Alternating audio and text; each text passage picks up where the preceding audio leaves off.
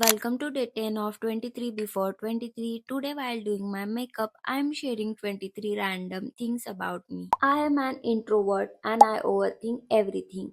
I laugh at serious moments, it's just how I cope.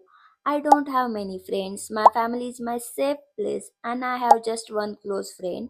And I strongly believe in God and I enjoy being alone. Crowds drain my energy quickly, and yes, I am a very lazy person.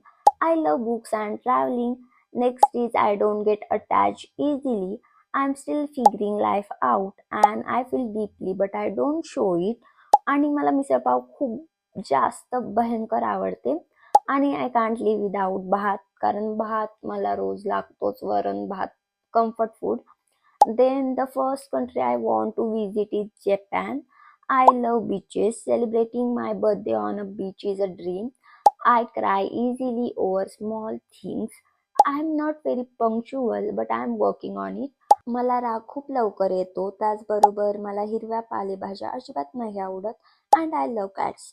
This is me out of this 23 things. कोणता point तुम्हाला relate झाला? Comment and let me know. Bye.